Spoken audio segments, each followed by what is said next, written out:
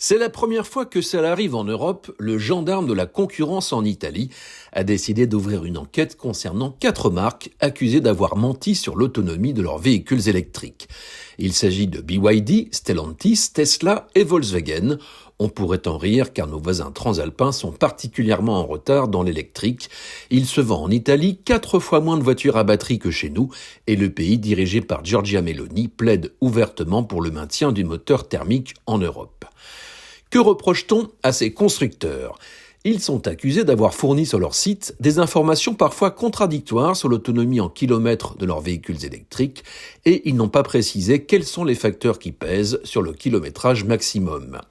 Ça rappelle le contexte qui a suivi le Dieselgate quand les pouvoirs publics se sont mis à fustiger les constructeurs pour des consommations de carburant plus élevées que dans la vraie vie et donc plus de pollution.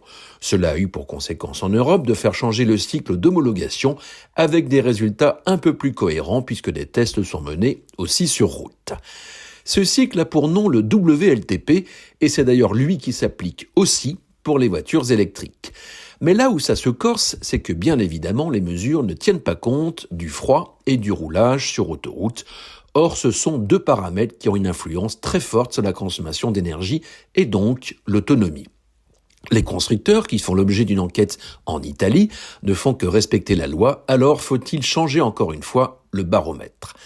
L'argument me paraît déplacé, tout le monde sait bien que les batteries n'aiment pas le froid, il suffit de voir l'effet que ça a sur un smartphone. Quant aux trajets sur l'autoroute, ils ne sont évidemment pas adaptés à un véhicule électrique. Et c'est bien pour cela qu'on voit les Tesla plafonner à 110 sur l'autoroute. Heureusement, il y a des superchargeurs sur toutes les aires de service et on peut refaire le plein facilement. Mais à la base, ce n'est pas sur ce type de voie que l'usage est le plus pertinent. Il n'y a pas si longtemps, en France, l'association UFC Que Choisir pointait aussi du doigt les valeurs d'autonomie éloignées de l'usage réel. Et pour cause, si l'usage de la clim en été ou du chauffage en hiver dégrade la performance, il faut avant tout avoir en tête que le style de conduite influe énormément. Et cela, aucun cycle d'homologation ne peut le reproduire.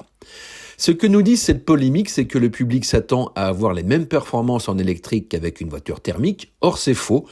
La batterie ne remplit pas tous les cas d'usage. D'autre part, en saison froide, il faut jongler entre confort thermique et autonomie. Les pionniers de l'électrique, qui sont des militants, sont prêts à de tels sacrifices.